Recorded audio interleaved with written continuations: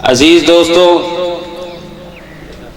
اللہ رب العزت نے قرآن مجید کی پہلی سطر میں یہ ارشاد فرمایا، الف لام میم ذالک الکتاب لا ریب فیہ، یہ کتاب ہے، اس کتاب میں کوئی شک نہیں۔ اللہ رب العزت نے فرمایا کہ اس کتاب کو پڑھنے سے پہلے، اس کلام کی تلاوت کرنے سے پہلے انسان اپنا عقیدہ بنائے، اور وہ عقیدہ یہ ہے ذالک الکتاب لا ریب فیہ، کہ یہ کتاب شک و شبہات سے پاک ہے، لاجواب کتاب ہے، بے مثال کتاب ہے، اس کتاب کی کوئی مثال نہیں۔ عزیز دوستو، آسمان سے اور کتابیں بھی نازل ہوئی، تورات بھی نازل ہوئی، زبور بھی نازل ہوئی، انجیل بھی نازل ہوئی، یہ تمام کتاب اللہ ہے، اللہ کی کتاب ہے۔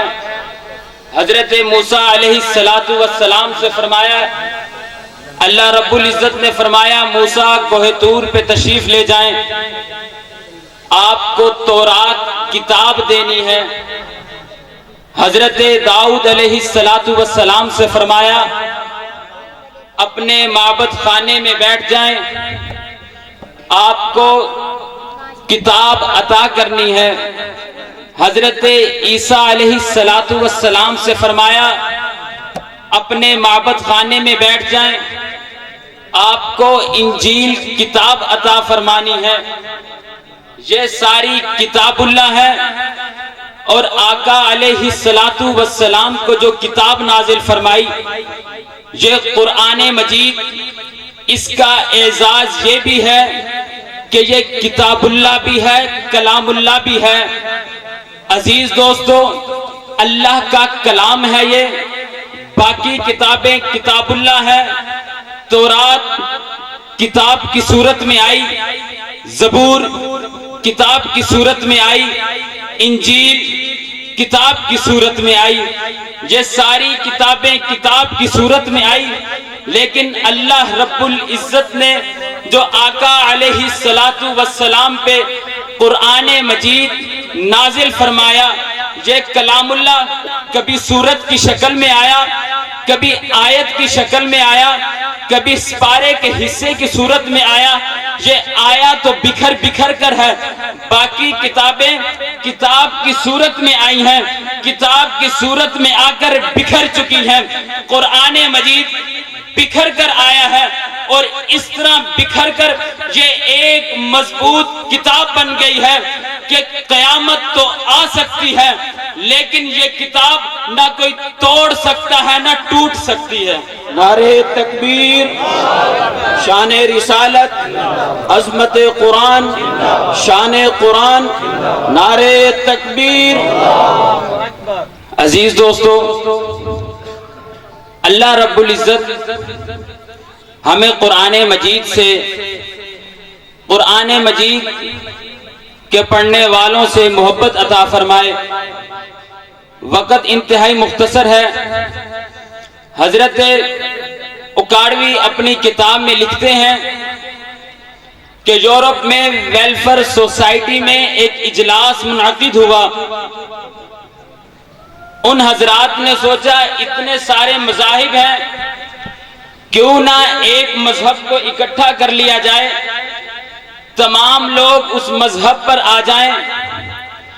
انہوں نے 3 دانشوروں کو اکٹھا کیا، یہودی بھی آ گئے، عیسائی بھی آ گئے، مسلمان بھی آ گئے۔ ایک اجلاس منعقد ہوا، 2 ججز بیٹھ گئے، انہوں نے ایک سوال کیا کہ یہ زمانہ کس کا زمانہ ہے، یہ دور کس کا دور ہے۔ عیسائی اور ان ججز نے یہ فرمایا، یہ کہا کہ جو بھی بات کرنی ہے دلیل کے ساتھ بات کرنی ہے۔ عیسائی خاموش کہ میں کس کا نام لوں، حضرت عیسیٰ کا نام لوں، نام تو میں لے دوں گا، مذہب بھی بتا دوں گا، لیکن میرے پاس کوئی دلیل نہیں۔ یہودی خاموش کہ میں حضرت موسیٰ کا نام تو لے دوں گا، لیکن میرے پاس کوئی دلیل ہی نہیں۔